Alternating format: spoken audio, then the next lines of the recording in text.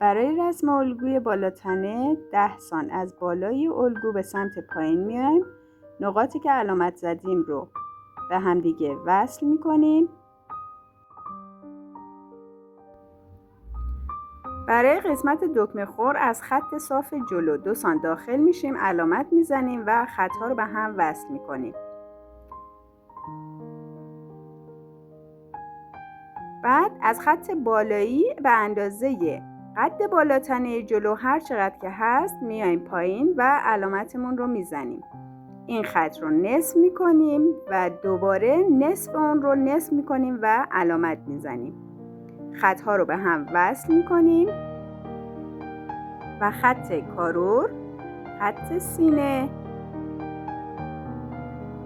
و خط کمر به دست میاد.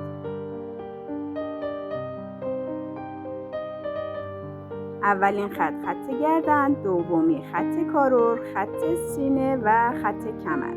از خط کمر به سمت پایین 20 سانتی متر میایم و علامت میزنیم.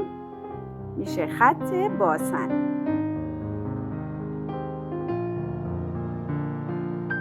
روی خط گردن به اندازه 1/6 دور گردن داخل میشیم و علامت میزنیم. به اندازه 1/6 دور گردن به علاوه 1 به سمت بالا میریم، علامت میزنیم و خط رو نصف میکنیم.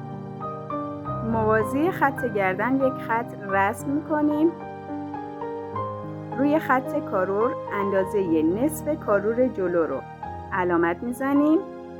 روی خط سینه 1/4 دور سینه به علاوه 2 علامت میزنیم. روی خط باسن 1/4 دور باسن به علاوه 2 علامت میزنیم و نقاط رو به هم وصل میکنیم. روی خط کمر 2 سانت داخل میشیم، از بالا به خط سینه و از پایین به خط باسن وصل میکنیم. اندازه نصف فاصله سینه روی خط سینه، روی خط کمر و روی خط باسن پیدا میکنیم و علامت میزنیم. علامت ها رو به هم وصل میکنیم. از گوشه گردن به اندازه قد سینه روی خطی که رسم کردیم پیدا میکنیم و علامت میزنیم و خطش رو رسم میکنیم. من فرضی کشیدم. حالا روی خط کمر از طرفین 1.5 سانت جدا میکنیم و از بالا به نوک سینه و از پایین به باسن وصل میکنیم روی خط باسن و این میشه پنس زیر سینه. روی خط سرشانه به علاوه 1/10 نصف دور سینه رو علامت میزنیم. از طرفین اندازه سرشانه رو داخل میشیم، علامت میزنیم و اضافه ای که وسط مونده میشه پنس سرشانه و به نوک سینه وصلش میکنیم. پنس سرشانمون به دست میاد. هلال گردن رو هم به این شکل میکشیم. از گوشه سرشانه به پایین به قسمت کارور که علامت زده بودیم وصل میکنیم و هلال حلق آستین رو رسم میکنیم. الگوی بالاتنه جلو به این صورت تکمیل شد. برای رسم الگوی پشت تمام این خطها رو کاملا موازی بعد به پشت انتقال بدیم.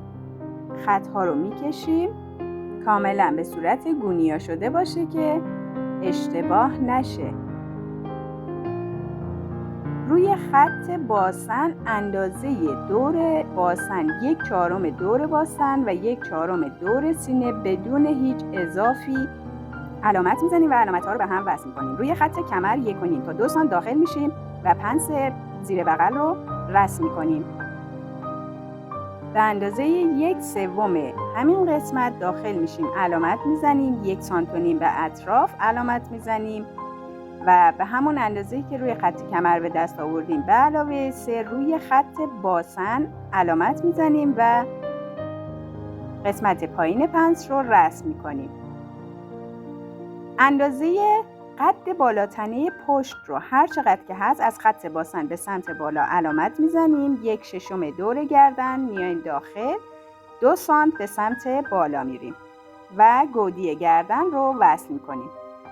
اندازه سرشانه به علاوه 1 رو روی سرشانه علامت میزنیم. وسطش رو پیدا میکنیم و علامت میزنیم. از قسمت پنس روی خط سینه همون اندازه علامت میزنیم، خط میکشیم به وسط پنس، 2 سانت پایین میایم و پنس رو رسم میکنیم. قسمت بالای پنس رو به وسط سرشانه وصل میکنیم.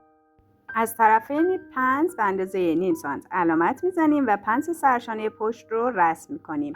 روی خط کارور اندازه نصف کارور پشت رو پیدا میکنیم، علامت میزنیم و به سرشانه وصل میکنیم و به این صورت قسمت حلقه پشت لباس رو هم حلقه آستینش رو رسم میکنیم. اگر خواستید که گودی پشت لباستون مشخص باشه، این پنس رو رسم میکنید روی خط کمر، 1.5 سانت داخل میشیم و پنس رو میکشیم و الگومون آماده است. دوستان سابسکرایب کنید و زنگوله رو حتما بزنید که از آموزش ها جا نمونید.